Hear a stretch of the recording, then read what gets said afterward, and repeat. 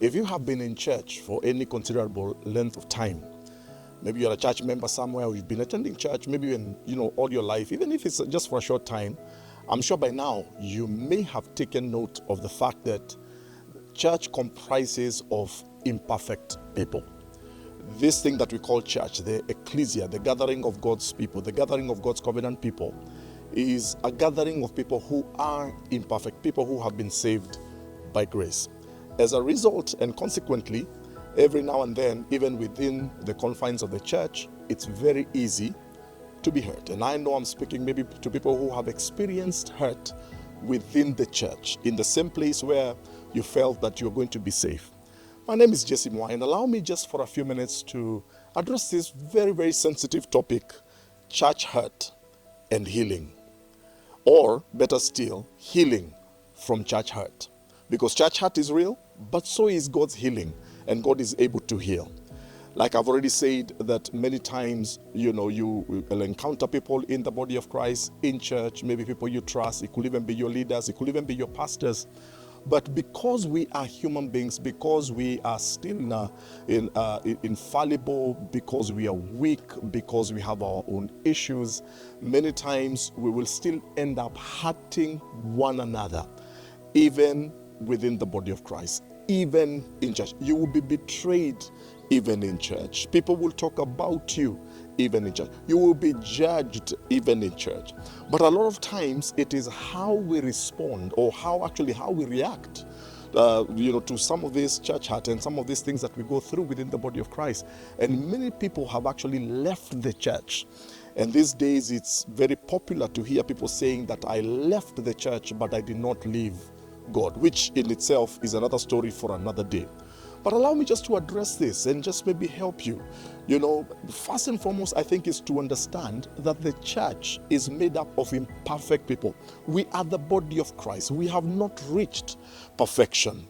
There is nobody, the greatest pastor, the greatest elder you may find, none of us is infallible. None of us is perfect. We are still being worked on by God's grace. We are still being sanctified. That means that we have shortcomings. That means you will encounter people who have weaknesses, and sometimes they will hurt you willingly or unwillingly. And we will offend one another. You will feel let down sometimes by the same people who you worship with. So please understand that. And remember that you yourself also, you are not perfect. But as we come together as God's people, we are being worked on, and His grace is working upon us so that we can be perfected. We will only be perfected at the second coming of Christ. In that millennial kingdom, that's when we shall be, that work shall actually be completed, that work of perfection. Secondly, please understand this. So the first thing, understand people are not perfect. The church is made up of people who are not perfect. But the second thing is this, that it is very possible, it is very likely that you will be hurt in church. Maybe even by people who are close to you. It is very likely you will be let down. It is very likely you will be offended. It is very likely you will feel betrayed at one point or the other. It is very likely somebody may do something, and sometimes they will even do so in the name of God that will really, really hurt, and it will really, really pain you. So it is good for you to just leverage your expectations, because understand that it is very likely it's going to happen to me. But the third thing, because of that understanding, then it's important for you to leverage your expectations of people. Don't put people on a pedestal. Whether it is a fellowship, whether it is a pastor or a man or a woman of God, don't put people on a pedestal.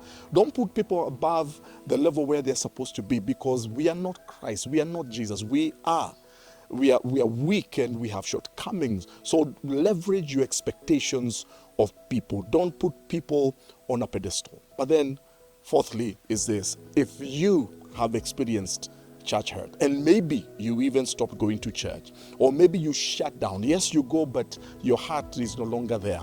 I want to encourage you, the first thing you need to do for yourself, you must forgive. You must choose to forgive. Listen, at the end of the day, forgiveness is for you. You will be doing yourself the greatest favor by choosing to forgive. Whether it was a pastor who hurt you, whether it was a prophet who hurt you, whether it was a church member, whether it was a fellowship, you must forgive. so that you too may experience God's grace and forgiveness. You must release that hurt through forgiveness. You must release that pain. So you must put yourself in a place of healing, and that healing can only begin when you have chosen to forgive. But then fifthly and finally, please, I beg you by the mercies of God, by the grace of God, don't leave church. When you leave church and you decide that you will do this thing on your own, you will walk this journey on your own, you become easy prey for the enemy. Now, I know some people may disagree, but it is the truth. We normally use the analogy, if you go to the forest, the animals, especially those that are usually prey for the bigger animals, like for example an antelope, the one that is most vulnerable and the one that is susceptible to be killed by the predator is the one that chooses to be a lone ranger. But the one that stays with a herd continues with the journey, continues grazing peacefully because it is within that herd. It is the same thing within the body of Christ. Remember, the enemy rolls around, goes around, he rolls like a lion looking for that one whom he may devour. There's a certain protection that comes when we are together as God's people. But remember, we are not perfect. We are being perfected.